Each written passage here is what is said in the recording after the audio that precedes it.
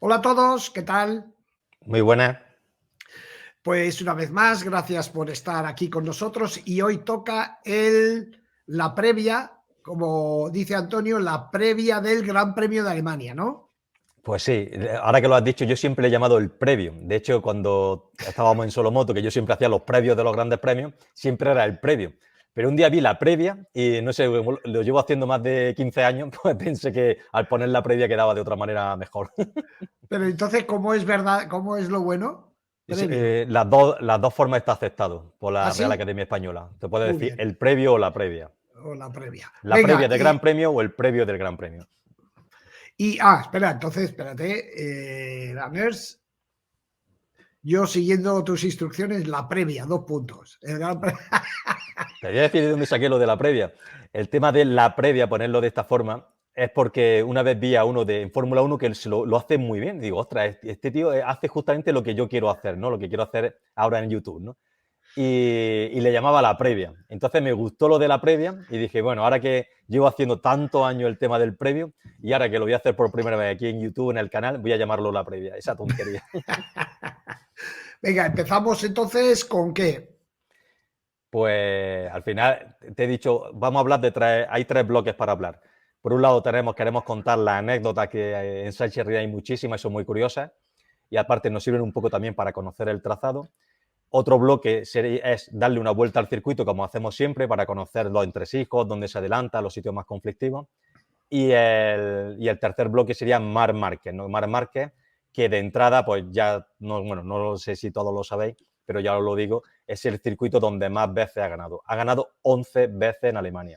De hecho, Joder. ha ganado las 11 últimas carreras que él ha disputado en Alemania, en Sachsenring, las 11 veces las ha ganado. Y bueno, queríamos hablar de esto, y así que estos tres bloques. ¿Por cuál quieres que Sí, empecemos? no, y ahí, a raíz de esto, lógicamente, es el titular de este vídeo, ¿no? Lo que pone en la carátula del vídeo. Es Sí, he puesto como, la no última sé, oportunidad. Bueno, sí, decirle a la gente que íbamos a titularlo también, teníamos otro título que se llamaba La prueba del algodón. La prueba del algodón viene de un dicho que aquí en España había un anuncio que era un limpiador que se pasaba el limpiador y después decían, vamos a hacer la prueba del algodón. Y pasaban el algodón y veían que realmente estaba limpio. Entonces, nosotros queríamos titularlo La prueba del algodón, pero quizás no se entendía mucho, porque esta carrera va a servir con esa metáfora de la prueba del algodón a Marc Márquez. Esta carrera representa la última oportunidad que tenemos de ver si este 2023 Marc Márquez tiene posibilidades reales de luchar por el título o directamente ya se descarta, él mismo lo descarta y todos ya dejamos de pensar que se puede agarrar a un título. Por sí, eso es son la última muchos, oportunidad. son muchos, he visto los comentarios del vídeo que hicimos ayer y son muchos, son varios que opinan que Marc Márquez se va a llevar los puntos del ganador de la carrera corta y la carrera larga en Assen. Y, hombre, no les falta razón en función del histórico que acabas de mencionar, ¿no? Pero no sabemos hasta dónde está el tema de difícil esta vez. Pues empezamos a decir, y me imagino que lo ibas a decir, este Sachsenring es el circuito más corto del mundial. Sí. No sé si es más lento o es más lento Valencia. No lo sé, tendría que ver la velocidad media que tiene, pero no lo sé. Ahora mismo no lo sé. Pero no creo que sea el más lento, porque no es tan lento Alemania, aunque sea muy corto pero, y casi todo es en curva, pero se va a una velocidad alta. Y después deciros que este Sachsenring está en el este de Alemania. Está cerca, de hecho, cuando yo voy a Sachsenring lo hago por Austria. O no, por Austria no, lo hago por Praga, por la República Checa. Y entonces subo y cruzo por el sur de esa parte de Alemania. El Gran Premio este se corría, era antes el único Gran Premio que se corría en la Europa comunista, ¿eh? Porque hay una tradición enorme de motos en esa región. Hay una marca mítica que es MZ, que se ha hecho allí de toda la vida, en fin. Y cuando corría el Mundial en la época de los comunistas, Antonio, según contaban los de entonces, pues el público era 300.000, 200.000 Sí, personas. sí, hay Por, imágenes que se ven en la grada, increíble. Se ve claro, que no porque parece de no, aquella época. claro, la gente en aquella época y en aquella región o aquella parte del mundo, pues eventos así públicos era muy difícil. Mm. ¿Y te sabes la anécdota con Dieter Braun o no? Algo la sé. Bien, pues Dieter Braun era un piloto de Alemania Occidental y entonces corrió en Sachsenring un año y ganó la carrera. Y entonces tuvieron que poner el himno de la Alemania Occidental. Y después de aquello, el gobierno de Alemania Oriental decidió no hacer más el Gran Premio, para que veáis hasta dónde llega la ignorancia humana. Pero bueno, Antonio, todo tuyo. Bueno, entonces, ¿por dónde quieres que empecemos? De los 3 bloques que vamos a hablar. Por aquí. Por el circuito, ¿no? Venga. Venga, le vamos a dar una vuelta al trazado. Bueno, decir este trazado, ¿no? Que como ha dicho Pecino antes, es el más corto del campeonato. También fijaros la superficie que ocupa y todo lo retorcido que es. Y los pilotos le llaman, muchos de los pilotos lo llaman el karting, ¿no? Porque les recuerda a un karting, ¿no? También le llaman el circuito de los toboganes porque tiene constantes subidas y bajadas. No hay ningún momento donde el circuito sea plano. Y bueno, la recta de meta es esta línea que veis de izquierda a derecha que sube. Esa es la recta de meta. Aquí he puesto que se alcanzan los 285 km por hora, pero viendo la onboard del año pasado y viendo los listados del año pasado, se llegó ya a los 300. ¿Vale? O sea que lo normal es que ya las velocidades de punta aquí en esta recta, que es muy corta, sean en torno a los 290, algo superior a los 285. Otro detalle de este circuito. En este circuito la primera velocidad solo se utiliza para la salida. El resto del trazado no se vuelve a utilizar, a pesar de que tiene virajes muy lentos, como la primera curva, ¿no? Que se hace a menos de 70 km por hora. Una peculiaridad que tiene este trazado, que tiene 13 curvas, es que está súper descompensado. Tiene 3 curvas a derecha y 10 a izquierda. Que por esto es uno de los circuitos predilectos de Marc Márquez, porque todos sabemos y nos ha demostrado muchísimas veces que Márquez en la viraje a izquierda es mucho más rápido que en los de derecha. En los de derecha no quiere decir que la curva derecha sea lenta, sino que en la izquierda es extremadamente mejor que el resto. Sin ir muy lejos, venimos de una carrera en Italia donde solamente hay un viraje importante a izquierda y él era con diferencia el mejor en ese punto. Sin embargo, en Italia las curvas más importantes, como eran las rabietas, eran a derecha, ahí pues no saca esa ventaja. Aquí, ¿qué pasa? Que casi todo se gira a izquierda. La peculiaridad que tiene también es que de estas 3 curvas derechas, 2 de ellas son muy peculiares, son atípicas 100% en todo el campeonato. Bueno, decir que este circuito, tal como lo veis, es atípico en comparación al resto de circuitos de los que vamos a encontrarnos o los que nos hemos encontrado ya. Alemania se sale del molde. Y bueno, la recta de meta empieza con una fuerte subida, y justamente la primera curva es un poco en bajada. Se hace en segunda velocidad, es la primera curva del circuito, primera curva a derecha de las 3 que tiene. Luego tenemos un cambio a izquierda. En esta primera curva de derecha, en la salida se forma un embudo importante y permite distintas trazadas, tanto no solamente en la salida, que normalmente encontramos pilotos que van buscando distintas líneas, buscando intentar adelantar a otros pilotos, sino que en el resto de vueltas los pilotos también los vemos que la atacan más por el interior, la atacan más abierta. Hay distintas formas de hacer esa trazada. Pero sí que la salida aquí suele ser complicada, suele ser muy comprometida, sobre todo porque una vez que empiezan a acelerar tienen un cambio hacia el lado izquierdo que bueno, tienen que estar muy bien colocados ahí los pilotos para que no tengan problemas. Toda esta parte se sigue haciendo en segunda y llegamos a la tercera curva del circuito, que es la segunda curva de derechas que tiene el trazado, que es una herradura entera. La veis ahí, es una curva. Todo esto es una parte en bajada y aquí justamente en mitad de la curva empieza ya la subida. Esta curva, si os dais cuenta, casi es de 360 grados.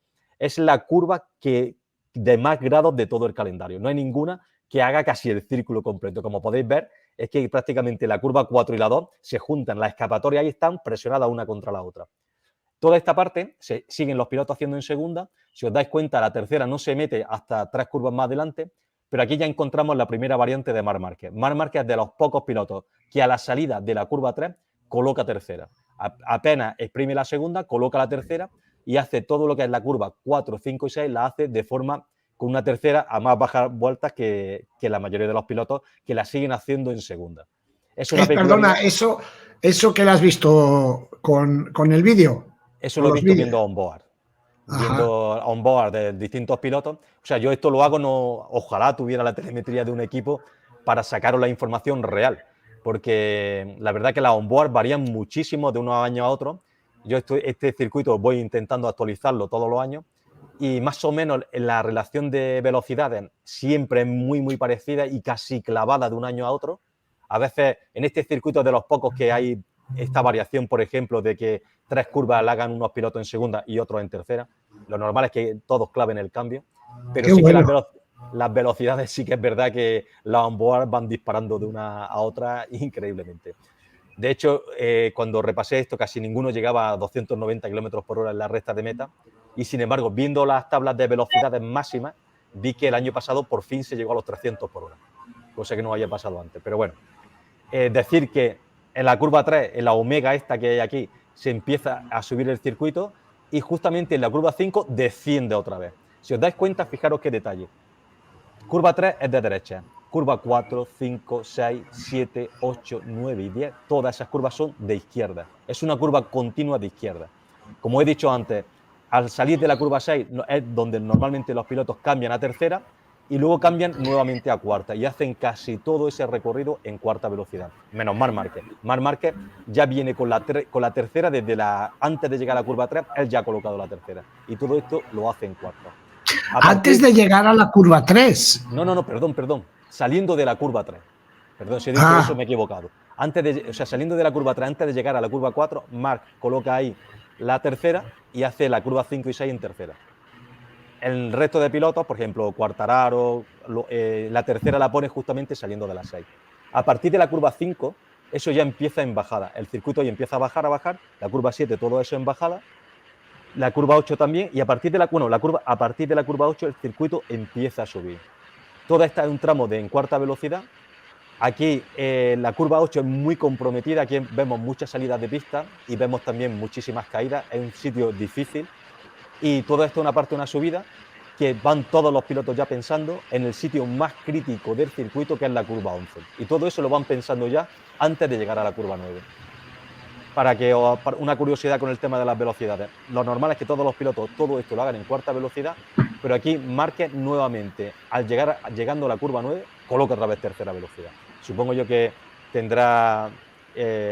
utilizará otra relación de cambio que le obliga ahí, en vez de mantener la cuarta, le obliga ahí a meter la tercera. Es de los pocos que ahí bajan a tercera y la baja un instante y luego otra vez antes de llegar a la curva 10 vuelve a meter la cuarta. Para que veáis, sí, son unas diferencias de Marc aquí, que lo normal es que ese tipo de cambios te hagan perder velocidad, ¿no? Porque si eres capaz de todo esto, hacer una velocidad, todo es más lineal, no hay esos saltos, esos picos de vuelta y además en un sitio muy comprometido, porque la curva 8 es un sitio donde se derrapa muchísimo. Se derrapa, fijaros, el punto más lento de la curva 8 se hace a 130 km por hora. Es decir, que ahí empiezan a acelerar, es una curva muy rápida. Y cuando están ellos acelerando ahí, vemos ahí que, por ejemplo, Márquez termina de hacer ese giro para encarar toda esa recta que sube para arriba, termina de hacer ese giro haciendo deslizar levemente la moto, ¿no? La curva 9 y la curva 10 es un sacrificio para hacer la curva 11, que es la más crítica del trazado y de las más importantes. Toda esta parte, o sea, lo que estoy diciendo, la curva 9 y la 10 la sacrifican para poder hacer la 11 con las máximas garantías posibles. Fijaros, estamos hablando de que desde que ellos han hecho la curva 3, han pasado más de 30 segundos antes de llegar a la siguiente curva de derecha. Así que, ¿qué es lo que ocurre cuando llegan a la curva 11? Que estamos hablando de que estamos ya en la parte más alta del circuito. Como he dicho antes, a partir de la curva 8 el circuito empieza a subir, curva 9 empieza a subir, curva 10, y a partir de las 10 ya el circuito es un poco plano ahí, y ya hacia la 11 es una bajada a mucha velocidad. Fijaros, el punto más lento de la curva 11 que mete en quinta velocidad, o sea, no exprimen la cuarta para meter quinta, sino que a bajas vueltas meten la quinta para hacer todo eso de la forma más suave, para tener ese desarrollo más largo, para tener más velocidad, para pasar todo eso a la mayor velocidad posible. Y toda esa curva, imaginaros, la hacen a 200 por hora, después de que llevan más de 30 segundos que la parte derecha del neumático no ha tocado el asfalto, con lo cual ha bajado un poco su temperatura, y encima todo es una bajada donde en 250 metros va a bajar la pista 21 metros. Sí, es como un tobogán, es un tobogán. Es un tobogán, o también lo comparan con una pista de salto de esquí. Sí, de hecho, espérate, que voy a hacer una cosa, porque tengo una foto que no la he Y puesto. la secuencia esa que Antonio dice que tarda 30 segundos, son 7 curvas seguidas de izquierda, 7. Con la moto, pues me imagino que entre la curva 7 y la 8 apoyará un poquito, pero vamos, es el lado Sí, izquierdo es el que se torra. que no engañe un poco desde la curva 7 a la curva 8, ese tramo recto no se engaña. Eso se hace con la moto inclinada. Ahí la moto no toma plena en la vertical. Puede ser que un poco, pero ahí están los pilotos. Todo esto, la moto sigue inclinada hacia el lado izquierdo. Mira, he puesto una foto de la curva 11. A ver, Es una foto, bueno, en Alemania hay unas fotos así, preciosas, ya lo iréis viendo durante todo el fin de semana. Como vale, estamos ya. hablando mucho de mar, foto de mar. Fijaros, esto es ya saliendo de la curva 11. Fijaros la bajada, cómo se aprecia aquí. Es, es increíble. De hecho, hubo una época en la que en esta curva se caían mucho los pilotos y el problema que tienen aquí es que cuando caen, caen a muy alta velocidad, caen por encima de los 200 kilómetros por hora. Al caer ahí, imaginaros, si la moto queda destrozada, pero es que ellos tienen el riesgo de hacerse mucho daño. Entonces, han estado siempre aquí Michelin, pues tiene que quebrar la cabeza para traer un neumático que sea capaz de suplir la carencia de temperatura que va a tener cuando llegue ahí. Y de hecho, en el pasado se intentó variar esta curva, hacer una curva postiza antes y después para intentar quitarle la velocidad a esta curva, pero al final se dieron cuenta que era peor el remedio que la enfermedad y la dejaron como está. Pero bueno, Sí, aquí creo que de en estas hecho, fotos se aprecia muy bien el desnivel. Dime, dime. aquí lo que dices, Antonio, es fundamental Michelin, ¿no? Michelin tiene que traer un neumático con 3 gomas diferentes, una en el centro, una en la derecha, que debe ser muchísimo más blando que el que está a la izquierda, y es uno de estos, lo llaman neumáticos asimétricos. Y en esta bajada yo he visto darse cada cate, pero es pero se dan pero además en todas las categorías, en todas las categorías. Lógicamente en MotoGP impresiona mucho más, pero en Moto3 pilla mucho porque no tienen experiencia los pilotos. Y encima, daros cuenta de una cosa, como dice Antonio, empiezan a 200 por hora, o sea que cuando se caen van más o menos a 200.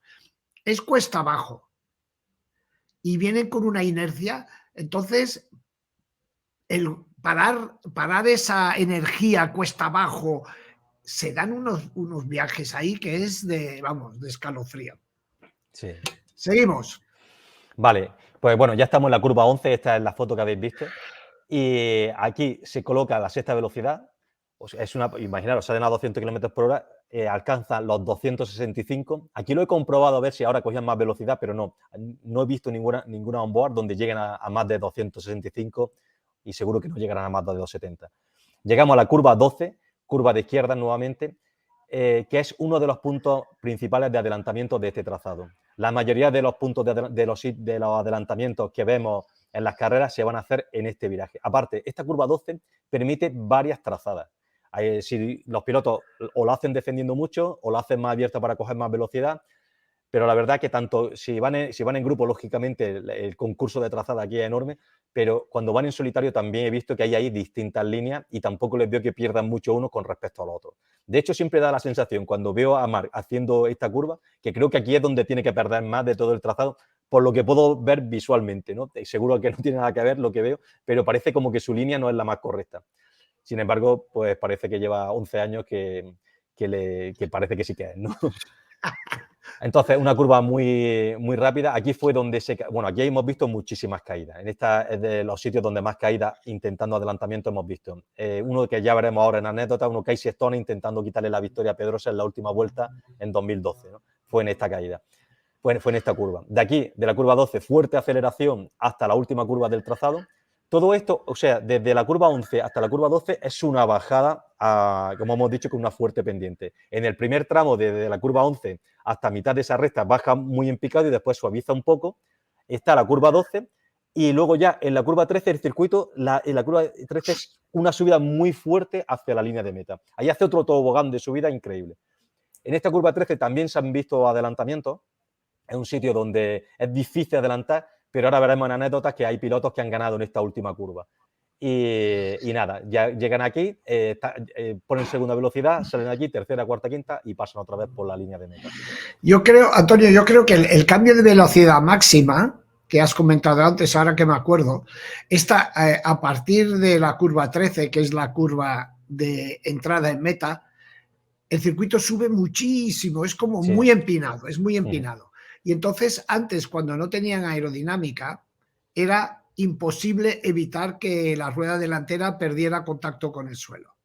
Ahora con la aerodinámica, no, vamos a ver si nos fijamos este fin de semana, si es lo que llaman wheelie, esto está corregido con la aerodinámica, porque claro, saliendo de ahí, si la rueda delantera se levantaba, automáticamente el encendido cortaba potencia hasta que la rueda delantera tocase el suelo otra vez. Si ahora con la aerodinámica ese tiempo que están sin tocar el suelo es más corto, la moto puede usar durante más tiempo la potencia.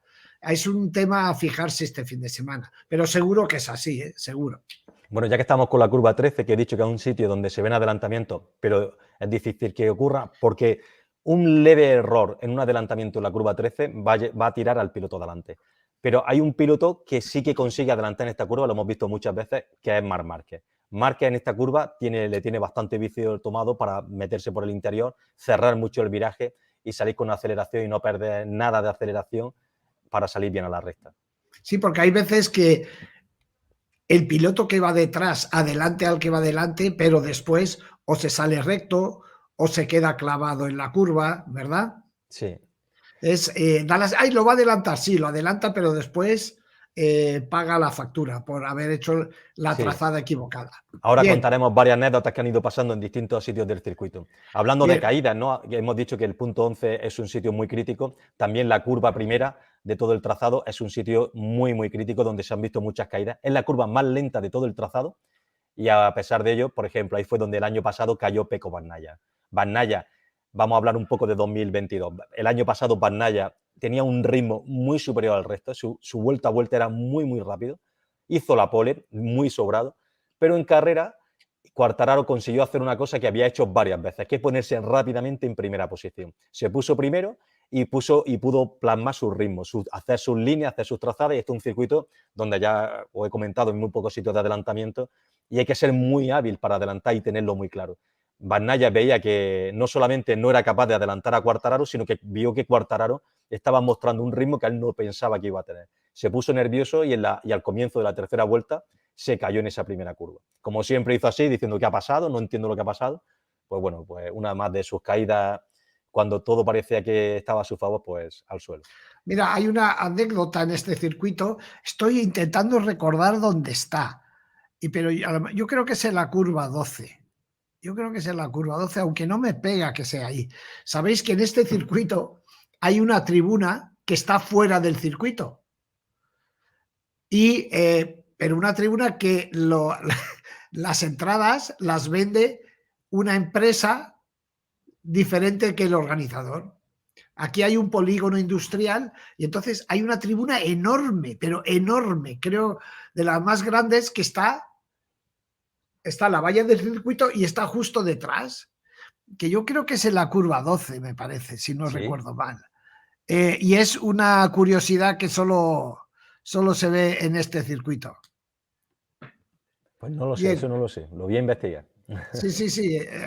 Sí, pregúntale a la inteligencia artificial, que ya verás cómo Vale, vale. Bueno, fíjate, he mirado aquí mi chuleta y he visto aquí unos cuantos datos. El 24% de la vuelta se hace frenando. Así casi una cuarta parte del circuito se hace frenando. ¿Cuánto? El 24%. Joder, macho. Y bueno, tenía aquí también el dato de que la frenada más fuerte es la de la primera curva, la curva más lenta y viene del punto de mayor velocidad, ¿no? que se necesitan entre 5,4 y 5,8 segundos. Estos son datos de Brembo. Unas veces me da 5,4 y tengo otro de 5,8, lo último. O sea, se supone que ahora tienen que frenar en menos espacio, pero sin embargo lo han actualizado y le han metido esas 4 décimas de más. El caso es que entre aproximadamente 5 segundos y medio tardan en frenar las motos y necesitan para ello 250-255 metros.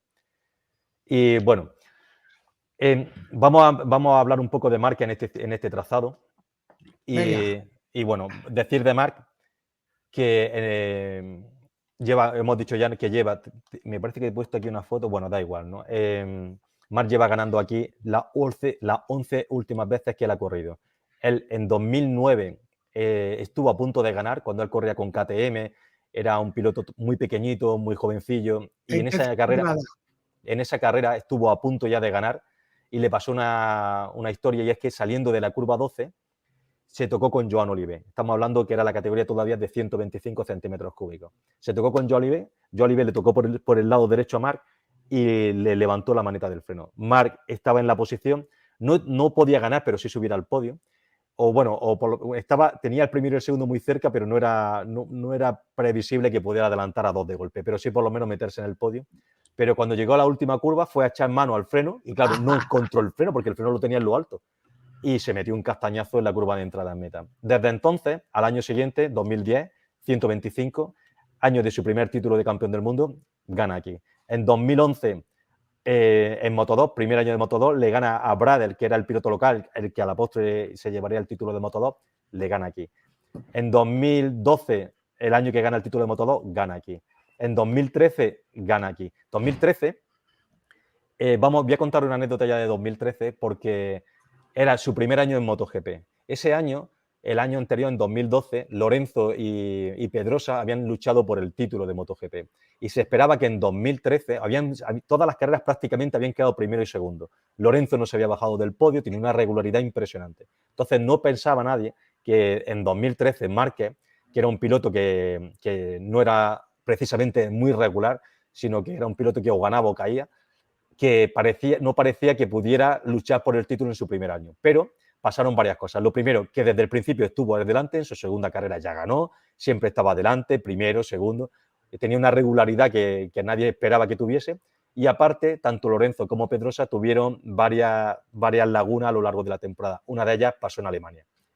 En el 2013 se llegó a esta carrera tras la carrera de Holanda. En Holanda, Lorenzo había ido al suelo, se había roto la clavícula el viernes, bueno, era cuando se corría los sábados, con lo cual se rompió la clavícula el jueves, el viernes se operó y el sábado llegó y corrió la carrera y terminó quinto. Todo el mundo, una heroicidad.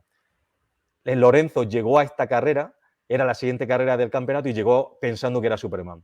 Él mismo lo dijo, que venía eufórico después de lo que había hecho, se sentía muy superior y se metió un castañazo en el cambio de dirección de la 10 a la 11, buscando la curva 10, acordaros en la parte alta del circuito, la 11 en la curva crítica de la bajada a 200 por hora, pues saliendo de la curva 10, él fue buscando pegarse al lado izquierdo para hacer con la mayor velocidad posible la curva 11, y en ese intento de girar la moto hacia la izquierda se le fue de atrás, salió volando y la clavícula que tenía recién operada se terminó de reventar. Con lo cual eso le produjo una baja ya en el campeonato seria que le que le dejó con muy pocas opciones. Aún así llegó a la última carrera con opciones de luchar por el título, estuvo defendiendo todo lo que pudo y en la última carrera le ganó Márquez. Y Pedrosa en la curva número 1, saliendo de la curva número 1, se metió también un tortazo, salió, bueno, también la moto le escupió, salió por orejas, cogió muchísima altura y al caer se hizo muchísimo daño. Esta foto del 2008, ahora la hablamos también. Y bueno, lo que quería decir de esa caída de 2013 de Pedrosa, que en el mismo Gran Premio desaparecieron Pedrosa y desapareció Lorenzo, con lo cual eso le abrió mucho a Márquez que ese año lo tuviera un poco más fácil para ganar el título en su primer año. Más cosas de Márquez contar aquí. A mí, 2014. 2014. Venga, pues seguimos un poco con los años 2014. Vamos a poner una foto que es la que se ve saliendo todo el mundo desde el pit lane. Esta. Vale. En 2014 la carrera se había declarado en agua, ¿no? Pero justamente cuando estaban en parrilla se empezó a secar la pista y dando la vuelta de calentamiento, la mayoría de los pilotos se dio cuenta de que el circuito ya estaba para montar neumáticos secos. Así que todos los pilotos que había aquí entraron en boxes a cambiar de moto. Y solamente en la parrilla de salida quedaron 9 pilotos. Y estos 14 que había aquí tuvieron que salir desde el pit lane. Claro, nunca se había dado esta circunstancia y a los organizadores del campeonato les vino muy grande ver a tantos pilotos apilados al final de un pit lane, además que es bastante estrecho, sobre todo en esa parte que hay un embudo, y a partir de ahí cambiaron la normativa y ya salió una normativa que si, ya no me la sé, no me la sé ahora, pero a partir de un número de pilotos que entran en el pit lane en una circunstancia similar a esta, se para la carrera y se da una nueva salida.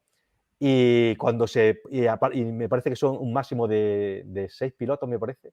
Bueno, hay un máximo de pilotos los que se pueden ya alinear al final de un pit lane y de hecho al final del pit lane ya hay unas marcas para que todos los pilotos conforme van llegando se vayan colocando. En este caso se apelmazaron todos como pudieron ahí, unos junto a otros, parecía la salida de un semáforo. Si podéis ver esa imagen, mirad la 2014, espero que estas imágenes las recuperen en las previas de las carreras porque es muy curiosa, ¿no? Bueno, a pesar de ello, a pesar de salir desde aquí y todo esto, quien ganó fue Marc. Porque además, también decir, como casi todo lo que hace Márquez, Márquez siempre tiene esa chispita de viveza que necesita todo campeón. Y fijaros que precisamente el que tiene al lado no es menos campeón, sino un 9 veces campeón del mundo. Por otro lado tiene a Dani Pedrosa, por detrás se ve a Jorge Lorenzo. Pero él fue de los que fue dando esas vueltas de calentamiento un poquito más deprisa que los demás, por si alguien copiaba su idea, que él fuera el primero que estuviera en el pit lane. Y cosas así. El último que se ve es Scott Redding. O sea, ahí podía estar el primero, pero sin embargo está el último. Y aquí no hay nada de motor, aquí simplemente fue que durante una vuelta de calentamiento darla un poquito más deprisa de los demás para entrar primero al pit lane y colocarte. Con esas Bien. cosas marcan las diferencias unos pilotos a otros. 2014 también gana. Aquí, que se me olvida este año. Gana en 2015 y en 2016 era la primera vez que todo el mundo ya pensábamos que no iba a ganar la carrera. Fue un fin de semana muy difícil para él, en carrera iba fatal, se salió de pista y en la vuelta 18 iba 14º. Sí, se salió de pista en la curva rápida, ¿no? Y claro, mientras vuelve perdió muchas posiciones y cuando llegó ya era imposible, a la distancia que estaban los primeros, ya Márquez no podía ganar. Pero mira por dónde empiezan a caer unas gotas. Él viéndose que estaba el 14º dijo, bueno, no tengo nada que perder, voy a entrar a cambiar de moto. Entró a cambiar de moto, los otros pilotos ahí, como estaban bien colocados, tardaron más en cambiar de moto, mientras los demás iban súper lentos, él iba ya súper rápido y le dio tiempo a ganar la carrera de sobra. O sea que... ¡Qué subidón! Sí, o sea que hasta ha tenido suerte, ¿no? Cuando más la ha necesitado, ha tenido suerte en este circuito y la ha seguido permitiendo ir ganando carreras. Sigue ganando y llegamos a 2020 que con el tema de la pandemia no se corre en Alemania.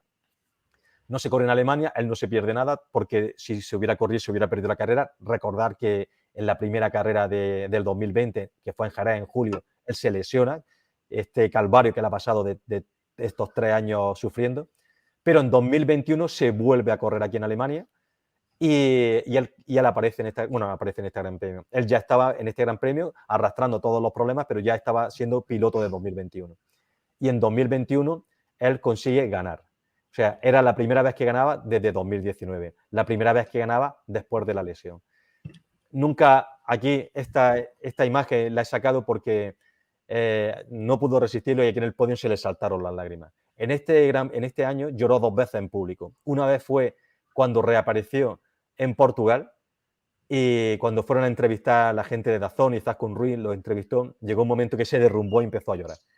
Y en aquel momento se hizo una interpretación que era porque, como diciendo, ha sufrido durante un año mucho, que parecía que volvía y no volvía, empezaba el campeonato y él no volvía y al final volvió y no estaba al 100% lógicamente, pero ya estaba en las carreras y parecía que él lloraba de decir, joder, qué mal lo he pasado y ya estoy aquí.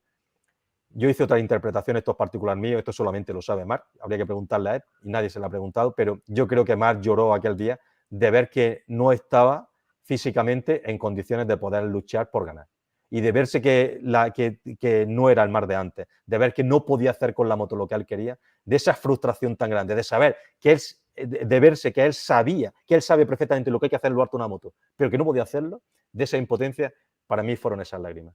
Cuando él gana después, carreras más tarde, gana en este circuito, en Alemania, vuelve a ganar aquí, su 11ª victoria en Sachsenring, él lloró porque dijo, me cago en la mar, ahora sí que estoy aquí, ahora sí que esto es posible. El típico canto del fútbol de sí se puede, él creo yo que transmitían esas lágrimas de podio. Bien, ¿y qué se puede esperar del fin de semana? Pero vamos a terminar ya con su cronología. Estamos en 2021, el año pasado 2022, justamente antes de la carrera de Alemania, en Mugello. los médicos de Estados Unidos de Massachusetts, que me achuchen o algo así, ¿no? De por allí, ¿no? De échate para allá.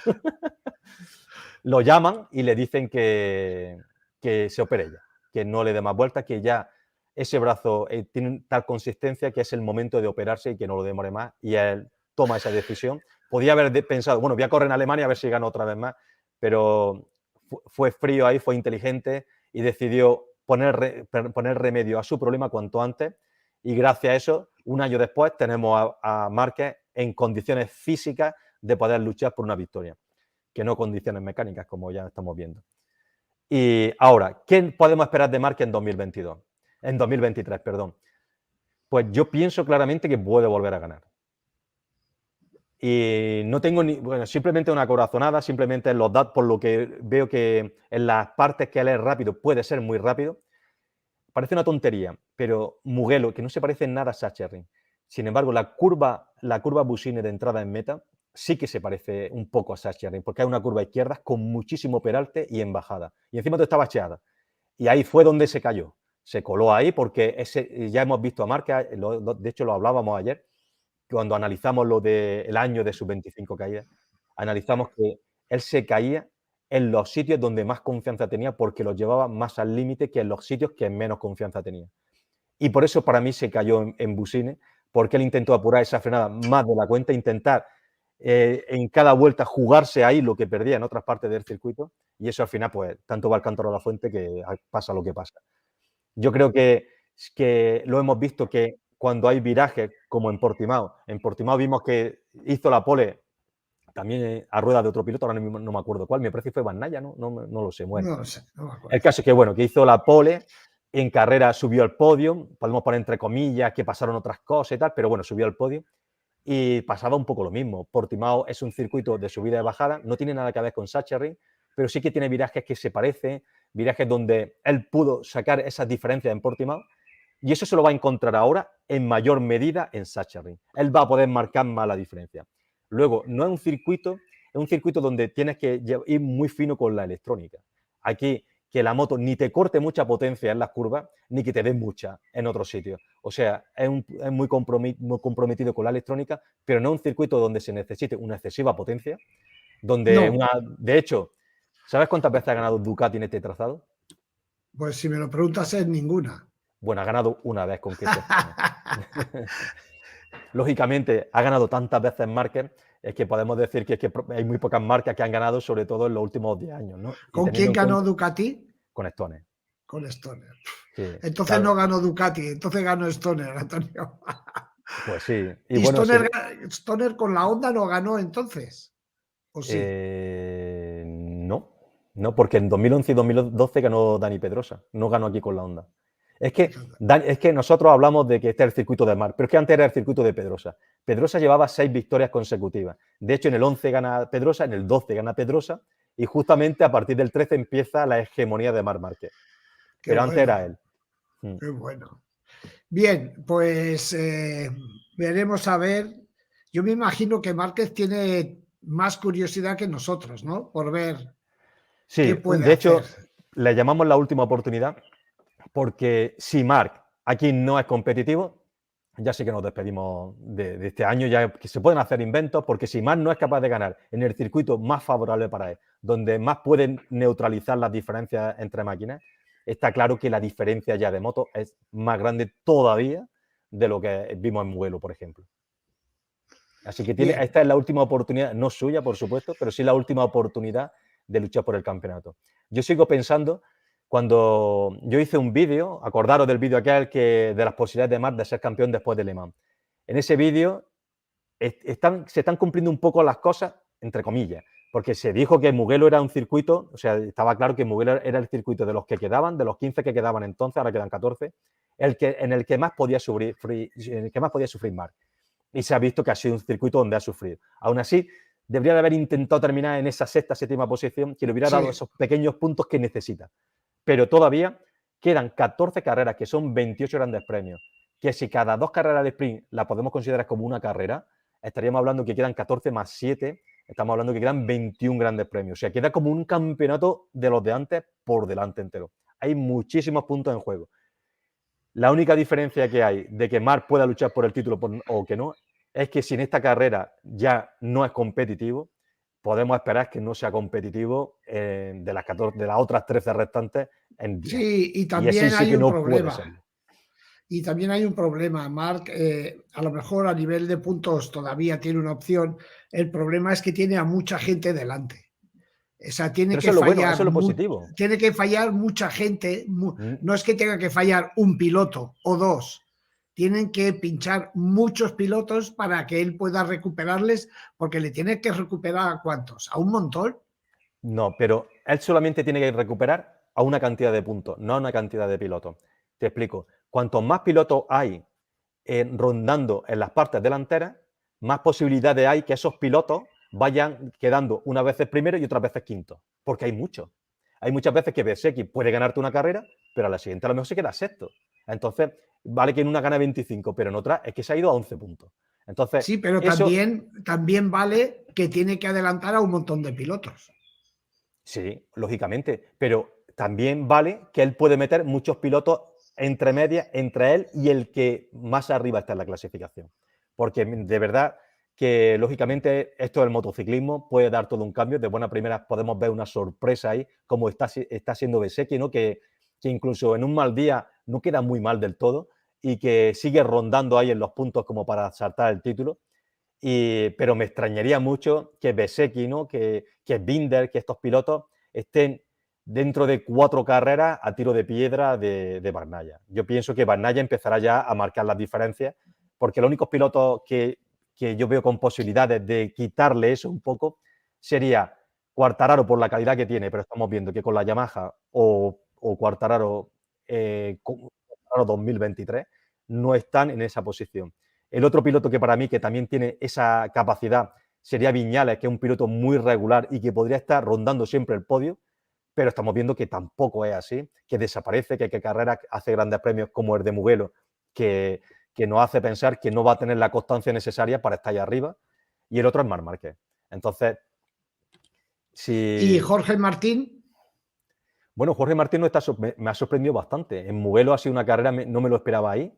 Lleva 4 carreras consecutivas en el podio y está siendo también una sorpresa interesante y está todavía, él ha dicho varias veces que está en una parte del campeonato que a él no le convence mucho, le gusta más la parte final por los trazados y por la continuidad que hay de carrera. De hecho, él dice que le vienen bien este tipo de que son 3 carreras seguidas, que él lo prefiere a cuando hay parones.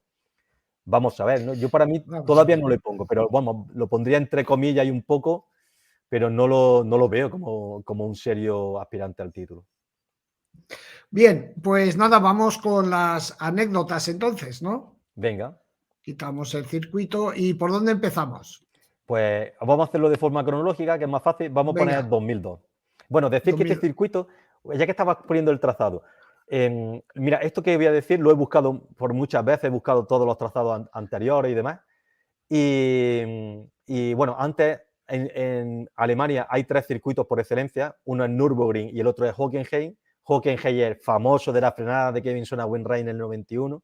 Bueno, desde el año 98 se llegó a este circuito y desde el año 98 siempre se corre en Sachsenring, ¿no? Es un circuito que ha venido y se ha quedado aquí, se ha quedado fijo en el calendario. Y antiguamente este era un circuito urbano y hay varios pilotos, entre ellos Ángel Nieto, que decía que la entrada en meta antiguamente era en el mismo sitio que está ahora. De hecho, cuando se llegó en el 98, esta entrada hacía un giro y era como una curva derecha, era totalmente distinta, y se modificó a la actual que tenemos, esta curva 13, y Ángel Nieto en aquel momento dijo, es que ahora es clavada a la entrada en meta que tenía Sachsenring en los 70. Es algo que he buscado por todos sitios, he visto muchos circuitos de Sachsenring, de trazado, he intentado plasmarlo en el teórico circuito urbano y no lo he podido verificar, pero bueno, eso lo decía Ángel Nieto, yo quiero pensar que era así, o por lo menos que la forma de la entrada en meta era igual. Bueno, nos vamos a 2002, que para mí es donde empiezan a pasar cosas interesantes. Bueno, pero una cosa, a mí me acuerdo cuando Cribillé llegó aquí en el 98, dice, no me acuerdo qué curva era, ¿no? Pero era la primera vez que todos los pilotos llegaban a este circuito, ¿no? Y le preguntaron, dice, oye, ¿qué tal este circuito y tal? O qué representa con una 500 llegar a un circuito por primera vez. Y dijo, pues mira, para que os hagáis una idea, hay una curva que me parece que era la entrada en meta, no me acuerdo bien, pero dijo, hay una curva que llevaba todos los primeros entrenamientos haciéndolo en segunda y he acabado haciéndolo en tercera a fondo. ¡Ostras! ¡Qué Sí, sí. bueno! ¡Qué Estamos bueno! hablando de épocas de 500, distinto, todo muy diferente, ¿no? Pero bueno, Bien, nos vamos a 2002, que en 2002, os recuerdo, os pongo en situación, primer año de la normativa MotoGP. Vuelven las 4 tiempos, vuelven las 4 tiempos. Viene una nueva normativa donde se meten las MotoGP, las motos de 1000 centímetros cúbicos, y el primer año convivían las MotoGP con las antiguas 500. Desde el primer momento, las MotoGP fueron muy superiores. Ya en la primera carrera en Japón quedaron primera, segunda y tercera. Siempre había barros con la NSR 500 que en alguna carrera se metía en el podio. De Giro Kato también lo estaba haciendo muy bien. Pero cuando llegaron al circuito de Sachsenring, un circuito muy retorcido, donde las 500 que pesaban menos, que eran un poco más ligeras, giraban mejor, aquí nos encontramos con la primera vez que las 500 pusieron en serio apuro a MotoGP. En aquella carrera estaba Valentino Rossi y Max Biaggi peleando con Alex Barros con la Honda NSR 500 y con Olivier Jacques, perdón, o con Olivier Jacques, el piloto francés, con la Yamaha 500.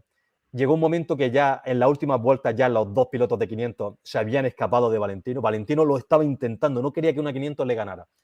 Y a falta de 3 vueltas para el final, cuando ya parecía que la victoria iba a ser o para el francés o para el brasileño, Barros se equivocó al final de la recta de meta, calculó mal la frenada. Olivier Jacques lo vio, levantó la moto porque vio que sabía que iba muy colado, pero Barros tiró más de freno, se le fue delante y aunque Olivier levantó mucho la moto, le dio y lo sacó volando. Pon la imagen que tenemos. no, es que la has quitado. He quitado la imagen, qué burro soy. Sí, Un para momento. subir otra. No, no, si es la primera. ¿Esta? Esa. Ah, ah, sí, sí, sí. Esa es la imagen, la primera curva de Sachsenring. Ya en esta época el trazado de Sachsenring, porque Sachsenring ha tenido diversas modificaciones, pero ya en el 2002 era exactamente igual que ahora. Y aquí vemos bueno, pues fijaros, el fastidio fue la última oportunidad de que una 500 ganara una carrera y sobre todo la última ocasión en la que una 500, o la única ocasión que una 500 iba a tener de poder ganarle a una MotoGP. Eso fue año 2002. Pon ahora la foto de Sete con Rossi, que es el año 2003, que esta anécdota me encanta. Ping. Vale, esto es Sachsenring, no es el momento clave, pero se le parece. Aquí tenemos Sete Gibernau, Telefónica Movistar, número 15, y Valentino Rossi con su 46. Su último año con Honda. Los dos con la RCV. Valentino piloto oficial y Sete Gibernau tocándole las narices. En Este el año, Team Gresini. En el en el Team Gresini. Os pongo en antecedentes, ¿no? Este año, estamos hablando del año 2003, la primera carrera, Kato tiene un accidente en Suzuka y pierde la vida. La siguiente carrera era en Sudáfrica y Sete gana la carrera. Aquello fue épico, ¿no? Porque su compañero llegó y ganó por delante de Valentino Rossi, ganó y brindándole de esta manera la victoria a su compañero, al equipo, fue espectacular. Aquello que parecía una heroicidad aislada, no se quedó ahí, porque Sete más tarde volvería a ganar en Francia, volvió a ganar en Holanda, o sea, de buena primera, 2 carreras que hubo en lluvia, Sete era un auténtico especialista en agua y ganó esas carreras. En Silverstone también venía de quedar por delante de Valentino y Valentino ya estaba hasta las narices y no quería perder esta carrera. ¿Qué pasa aquí? Valentino se pone primero en la última vuelta. Fijaros, acordaros de cómo el circuito llega a la última vuelta y solamente quedaba la curva de entrada en meta para la curva número 13. Él toda la última parte del trazado lo hizo en primera posición y él cerró el viaje, cerró el viraje en la curva 13, en la última curva de entrada en meta, cerró mucho la curva para evitar que Sete se le metiera por el interior. Pero Sete fue mucho más inteligente. Sete llegó, en ningún momento intentó disputar la frenada en cuanto que vio que Valentino llevaba una trazada muy cerrada, él abrió su trazada al máximo. ¿Qué pasó? Que cuando Valentino entró tan cerrado, tuvo que salir luego más abierto, sin apenas aceleración. Él hizo una trazada con muchísima, la trazada con mayor aceleración posible. Eso le dio, su moto la pudo poner vertical mucho antes que la de Valentino y camino a la recta de meta, que está muy cerca desde la última curva, le dio tiempo a superar a Valentino. Qué bueno, de esa no me acordaba. Estaba allí, pero ya no me acordaba. Qué bueno, Sí, qué bueno, qué gran movimiento de Sete, ¿eh? sí. Qué Y, bueno. y bueno, además fue una faena porque, bueno, ya sabéis que Valentino, que ahora Peco Bagnaia ha seguido con esta moda de celebrar las victorias así. A mí personalmente no me gusta, pero se ve que a la mayoría sí, pues ya está. Pero Valentino fue el que puso de moda las celebraciones especiales. Y aquí traía una celebración especial para este Gran Premio, que por eso él quería ganar aquí por dos motivos. Uno era porque se le había ocurrido traer la campana del Tahuilla. Él tenía mucha relación con el cura con el párroco del pueblo y él le decía, ven a una carrera, y el párroco no quería ir porque eran domingos, él tenía a mí y se lo convencieron. Y se llevaron la campana para tocarla allí, tenían todo montado y al final no pudieron tocar la campana porque no ganó la carrera. Qué bueno. Pero sobre todo lo que Valentino quería era un poco, en aquella carrera lo que más le fastidió sobre todo era que no pudo frenar a Sete, que venía con una racha de recortarle puntos importante. Oye, ¿te das cuenta cómo el estilo de pilotaje era completamente diferente? Bueno, es que estamos hablando de Sachsenring. Esta es la parte alta del circuito. Aquí imagínate el concurso de trazadas que hay saliendo. Es que aquí Sachsenring es un circuito que, si observad, miradlo este fin de semana, veréis que los pilotos, hay unos sitios por donde sí pasan, cuando están muy cerca de los ápices de las curvas, y veis que ahí están todas las marcas negras. Pero si veis las líneas anteriores, veréis que los pilotos hacen unas líneas muy diferentes. Y luego, porque ¿qué pasa en este tipo de...? Son curvas muy enlazadas, pero son distintas, por ejemplo, a las de Mugello, ¿no? En las de Mugello sí que si erras en una curva, ese error lo puedes arrastrar 3 curvas más adelante. Aquí es similar, pero hay distintas trazadas que te permiten también la misma velocidad. Entonces vemos distintas cosas porque hay pilotos que prefieren hacer un tipo de trazada para tener más velocidad, hay otros que prefieren otra porque giran mejor la moto. En fin, es diferente. Venga, al siguiente. ¿Qué año? Bien, nos vamos al 2005, que se ve el toque ese que te enseñaba entre Lorenzo y Dani Pedrosa. Bueno, esto es un pantallazo de televisión, aquí veis la 1 de Televisión Española, y bueno, estamos hablando, Dani Pedrosa ya era campeón del mundo de 2,5, era su segunda temporada en 2,5, estaba luchando por renovar el título, era el mejor, bueno, en este año también estaba Casey Stoner, tal. En definitiva, él era un piloto que estaba luchando por el título, no así Jorge Lorenzo, que es el piloto que vemos por detrás. Lorenzo, su primer año en 2,5, pero desde el principio fue muy rápido. Consiguió adaptarse a esa onda, iba muy, muy deprisa. Y aquí en Alemania pasó una historia había muchas tiranteces entre Pedrosa y Lorenzo, pero a partir de aquí llegó ya la enemistad entre ellos que duró muchísimos años que estuvieron sin hablarse, ¿no? Y fue por esta acción. Lorenzo intentó un adelantamiento a la desesperada. No es eso que veis aquí, eso es la consecuencia del adelantamiento. Él intentó meterse por un hueco que no existía, intentó empujar a Pedrosa para abrirse el hueco, pero se dio cuenta de que ni aún así lo iba a poder hacer. Cuando se dio cuenta ya era tarde, levantó la moto, a Pedrosa casi lo tira y le dobló el escape. O sea, Dani ganó esa carrera con el escape totalmente mirando para la meca. Y a partir de ahí, bueno, yo me acuerdo de Alberto Puig, que hizo unas declaraciones en Televisión Española, que las voy a reproducir porque me acuerdo de memoria, que llegaron, ¿no? Le llegó Marc Martín, le puso el micro y le dice, oye, ¿qué te ha parecido la acción? Y Alberto Puig, que no tiene pelo en la lengua, dijo, ¿qué quieres? ¿Te digo la verdad o quieres que te mienta? Y le dijo el Marc Martín, no, yo queremos que nos digas la verdad. Y dice, pues mira, no se puede decir siempre voy a ganar y no ganar. Y bueno, dijo que Lorenzo, bueno, al final pues bueno, todo lo que vimos todos, tampoco tuvo que decir mucho más, ¿no? Que Lorenzo había puesto en riesgo la carrera aquí en este momento de Pedrosa, que podía haberle tirado, que se podía haber hecho daño, que al doblarle el escape la moto había perdido potencia, en fin, ¿no? Lo puso ¿Y Jorge se cayó o no? Sí, era la época de Jorge y Dani Amatriain y no hicieron muchas más declaraciones, ¿no? Pero no, se cayó de caerse, no de hablar. Ah, vale, callarse.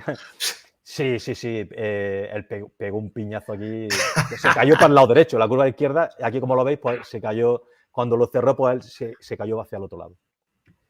La verdad que venga, esta carrera de Lorenzo era todavía un poco, no era, o sea, de hecho Lorenzo ha hablado mucho de este año 2005, ¿no? Él cambió, sobre todo, a raíz de carreras más adelante, pasaría lo de Motegi, donde él adelanta a Pedrosa y tira de Angeli y lo sancionan con una carrera sin correr. Malasia, que en aquel año se quedó sin correr, y a partir de ahí Lorenzo fue un piloto totalmente distinto.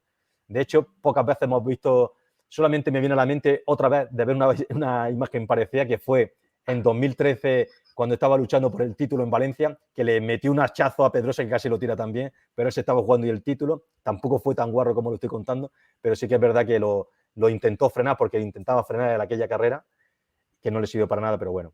Y también decir simplemente de este año es que Lorenzo venía de pocas carreras antes en Montmeló, también había tirado, creo que a De Angelis también, y el De Angelis se había roto una clavícula. Entonces, claro, eran ya muchas historias así repetitivas, y al final acabó con la sanción aquella de prohibición de correr en Malasia. Esto es 2005. 2006. De esto no tengo foto, pero bueno, lo cuento. La llegada más corta de la historia, o sea, la llegada más apretada de la historia de los 4 primeros se produjo aquí en este circuito de Sachsenring. Rossi, Melandri, Hayden y Pedrosa entraron en solo 307 milésimas. Es que el programa este solo nos permite 10 fotos, pero bueno, la entrada en meta es muy comprimida, que no estamos hablando de una carrera de sprint, ni una carrera flash to flash, ni una carrera que se tuviera que sacaran bandera roja y se diera luego 8 vueltas. No, fue una carrera normal.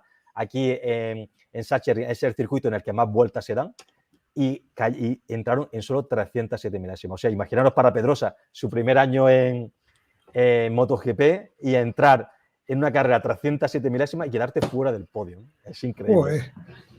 2008. Pon la imagen de la caída de Dani. Caída de Dani. Bueno, fijaros, Dani, un detalle. Llevaba el número 2 en aquel año. Era su tercer año en la temporada y él había quedado en 2007 subcampeón y decidió seguir con la tradición de los pilotos antiguos que cada año cambiaban su dorsal por la posición en la que habían quedado el año anterior. Él había quedado subcampeón en 2007 y en 2008 llevó el 2. Bueno, esto es final de recta de meta de Sachsenring. Carrera, como podéis ver, en lluvia. Esto es otro pantallazo de la televisión. Y bueno, en esta época Pedrosa era un piloto que no era muy hábil en agua. Luego sí consiguió ya mejorar mucho en lluvia, incluso ganar carrera en lluvia. Pero en este año 2008 todavía no era así. Sin embargo, en Sachsenring, nada más salir, ya le había metido un chorizo a todo el mundo. O sea, en una vuelta le había metido más de 2 segundos al segundo, que era Stoner, que no era un piloto precisamente lento. A otra vuelta más y otra vez que rodaba por vuelta del orden de 1,5 segundos, 2 segundos más rápido que los pilotos que llevaban por detrás. Y nada, llegó en la tercera vuelta, frenó y la moto ni siquiera llegó a hundirse de adelante, simplemente como si hubiera hielo en la pista, cayó y salió a mucha velocidad. Fijaros un detalle, fijaros su mano, veis que va intentando frenarse por el asfalto. Igual que lo veis ahí, llegó con esa mano a la entrada de cuando se acaba el asfalto y se dio con la grava a alta velocidad. Recordaros que aquí se llega en lluvia a unos 260 km por hora. Él entraría a la grava a unos 180 por ahí aproximadamente, por encima de los 150 seguro. Y al dar con la mano en la grava se la fastidió entera. Aquí iba líder del campeonato. Este era uno de los años que Dani podía haberse llevado el título, estaba muy fuerte, pero como le ocurrió en su trayectoria de MotoGP, las lesiones siempre lo apartaron de la lucha por el título y esta fue una ocasión de ellas. Pasamos, siguiente. Esta es una imagen, o sea, vamos a la otra vez. Esta no sé si la he puesto. A ver. A ver si he puesto la... ¿Cuál? Ah, sí que la he puesto. Una foto que pone 2009 Rossi. No sé qué, vea Rossi y Lorenzo por detrás. Ahí está. Aquí tenemos. Bueno, mira, aquí tenemos 2 pilotos que precisamente Sachsenring nunca les fueron bien. Mira, Valentino sí consiguió ganar varias veces Sachsenring, pero Lorenzo, por ejemplo, nunca consiguió ganar en este trazado. Siempre hizo cosas bien, llegó a ser competitivo, pero nunca ganó aquí. Y una de las veces que más cerca estuvo fue en esta carrera. 2009 fue el año de los duelos entre Rossi y Lorenzo, el año del último título de campeón del mundo de Valentino Rossi. Y bueno, aquí este fue el año donde la batalla en Montmeló, con adelantamiento en la última curva, en fin, pasaron muchas cosas. Y Sachsenring fue otra carrera en un duelo entre los dos. Y aquí hay una cosa que tampoco se ha podido comprobar nunca, o por lo menos nunca ha salido a la luz, y es que Lorenzo siempre sospechó. Aquí veis en esta foto, mirad el neumático trasero de Valentino. ¿Veis que está marcado en blanco? Antiguamente los neumáticos blancos de Bridgestone tenían una franja blanca muy grande que se identificaba rápidamente cuando llevaban el blando. En esta ocasión, todo el mundo decía que de cara a la carrera el blando trasero no iba a durar.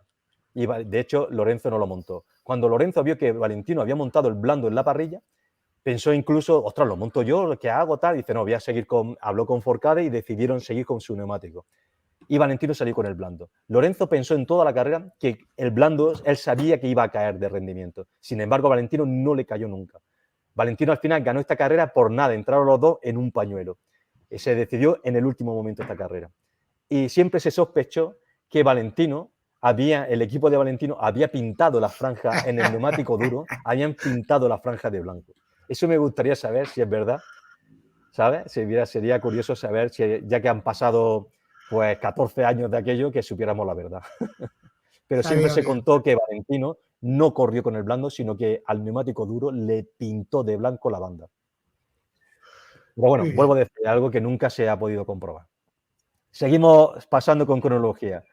La caída esta que hemos visto antes, la foto de la curva 12, Pedrosa, como he dicho, Pedrosa ganó aquí 6 veces. La última vez que ganó Dani Pedrosa aquí y la última vez que ganó un piloto que no fuera Marc Márquez antes de 2021 fue Dani Pedrosa, 2012, en este año, ¿no? En esta carrera. Stoner estaba todavía luchando por el título en ese momento del campeonato. Era el principal candidato a ganarlo. Al final se lesionó en Indianápolis y eso hizo que Lorenzo pudiera ganarlo plácidamente, pero todo el mundo sabíamos que era con diferencia Stoner el más fuerte este año. Pero había circuitos como a Dani tuviera su día, como Dani tuviera todo en su sitio, era imbatible. Y un clásico. Eso era un clásico, eso todos los pilotos coinciden, Valentino, Lorenzo, Márquez, todos siempre han dicho, incluso Casey, que cuando Pedrosa encontraba su sitio no había manera de ganarle. Pero Casey no se rindió este día, quería ganarle y su última oportunidad era la curva 12. Llegó tarde, pero él pensaba, no, yo no quería atacar en la curva 12, quería atacar en la última, que es la 13. Pero bueno, como podéis ver, ahí acabaron las esperanzas de Casey. Un piloto que no era normal verlo caer, sobre todo cuando estaba intentando atacar por una victoria. Bueno, lo de 2013 ya lo he contado, el tema de que fue el punto final de la lucha por el título. Bueno, no punto final, pero sí que se complicaron el título con las lesiones Pedrosa y Lorenzo. Y en 2014 ocurrió lo del tema este que salieron en la parte del pit lane y tal, ¿no? Sí, eso ya lo has contado. Así que yo creo que ya he contado todo, ¿no? Porque el otro que tenía apuntado también es lo de Marc Márquez cuando se sale de pista en el 2016, cae en la gota, entra el primero a cambiar de moto y vuelve a ganar y ya está. Decir una anécdota más, que la mejor carrera de Folger, que por supuesto no esperamos nada que haga en este Gran Premio, desgraciadamente, ojalá se iluminara, ¿no? Pero Folger, que va a volver a correr en Alemania y va a poder disputar un Gran Premio de casa, su mejor carrera la hizo en el 2017 aquí, que fue segundo. Era piloto de Yamaha en aquel entonces y para que os hagáis una idea, en 2018 Valentino se miró esa carrera de la telemetría de Folger porque no se explicaba cómo podía ser tan competitivo. Y bueno, ¿Y lo descubrió o no? Bueno, no, por lo menos no le dio para ganar. Y yo creo que ya hemos hecho una presentación de Sachsenring bastante buena. Pues sí, ya lo sabemos todo y nada, ahora estaremos pendientes de... Hay muchas más anécdotas aquí. Este es un circuito que se le da bien a Jan Miller, por ejemplo. Se le da muy bien a Franco Morbidelli, aunque no esperamos nada de él, pero este era su circuito preferido. La primera vez que Morbidelli llegó a Moto2 y hizo algo destacable fue aquí. También fue aquí donde se llevó por delante a Tito Rabat, justamente en la curva de entrada en meta. Intentó un adelantamiento y se lo llevó por delante. Pero hay pilotos que sí que, al igual que a Marc le gustan también a ellos. ¿Y qué más podemos decir? Estaba pensando que también va a correr Moto E aquí, ¿eh? Sí. Sí, no sé, y tengo curiosidad, no sé, se me ha ocurrido. Pues mira, la ¿Cómo única funcionará victoria... una Moto E cuesta abajo? ¿Sabes? Ahí en la rampa aquella. Pues ya que estamos hablando de Moto E, decir que la única victoria de Jordi Torres, que no sé si sigue líder del campeonato, me parece que sí. Bueno, Jordi Torres, que llegó por lo menos a Italia líder del campeonato de Moto E y que después de la primera carrera seguía líder del campeonato, no sé qué ha pasado después de la segunda en la que ganó Granado. Jordi Torres, su única victoria en grandes premios fue aquí en Moto2, una carrera increíble, sí. Este circuito siempre ha sido un poco para pilotos que de buena primera han dado la sorpresa. Aquí también me acuerdo yo que Ager te ganó aquí, que luego le quitaron la victoria por no sé qué, pero que fue muy competitivo aquí y todo esto, ¿no? Siempre ha habido pilotos que sorprenden aquí. Pues nada, Y chicos, bueno, aquí... y simplemente decir una cosa, ¿no? Que para cerrar ya el círculo de Márquez, ¿no? De lo de la última oportunidad de Márquez, estaremos muy pendientes. En cada año, en cada Gran Premio, hacemos un seguimiento especial a un piloto. En Mugello lo hicimos con Augusto y con Viñales.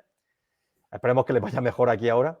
Y aquí, lógicamente, lo vamos a hacer con Marc, porque si Marc gana, no quiere decir que acabe luchando por el título, pero sí pues, se abre esa esperanza.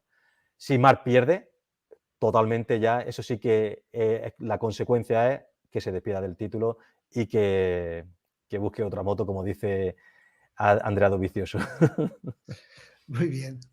Bueno, chicos, nos vemos mañana y, bueno, no, mañana todavía no ha empezado la acción, pero bueno, algo se cocerá o algo. Habrá, me imagino que declaraciones nuevas de la FER del tema de Marc Márquez y tal y cual. Por cierto, vamos a subir un vídeo también que hemos hecho esta mañana con Jaime Martín. Jaime Martín es el especialista de motos del diario Marca, porque él estuvo hábil en Mugello y entrevistó al presidente de HRC, a Watanabe.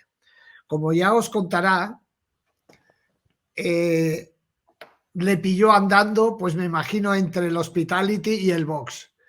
Y básicamente le asaltó, le hizo un par de preguntas, pero preguntas interesantes porque habla, dice, por ejemplo, el presidente, que lo dice y después ya veremos si es verdad, que en Honda se calcula que estarán al nivel de las Ducati a final de año. Que a mí me suena súper pretencioso, pero bueno, si lo dice el presidente HRC, no voy a ser yo quien lo niegue. Los hechos demostrarán si tiene razón o no, pero es un vídeo que lo subiremos, no sé si hoy o mañana, ya veremos. Si terminamos de editarlo, lo subimos hoy también. Espérate, Y vecino, que he metido una última foto, una tontería más, pero que quería dar un poco contar. a ver, Esa última que se ve Marc, esta foto. Bueno, esto fue de la victoria de 2021, que le pusieron esta pegatina allí delante. Esto se lo pusieron los mismos Marshall, como podéis ver ahí con cinta americana, Sachirri y el 11, ¿no? Como por las 11 victorias que había conseguido ahí. qué bueno. Y sacó este casco, que era un casco, digamos, retro, que era un casco de Choei un poco a los pilotos de 500, ¿no? Que eran muy semejantes, sobre todo a mí me recordaba al de Wayne Gardner y Eddie Lawson, ¿no? Esto lo hizo Choei. Me gustaría ver a Márquez que hiciera algún gesto alguna vez hacia... No lo tuvo con Duja, no lo ha tenido nunca con nadie, ni con otro piloto, ni con Krivi, pero eso es lo que yo le echo de menos a Marc, esa desconexión con el pasado, que también hizo, por ejemplo, su sucesor, que era Valentino Rossi, su antecesor. Muy bien, pues nada, nos vemos, hasta luego chicos, gracias por estar ahí, esperar, quitamos y nos despedimos. Hasta la próxima. Luego. Chao.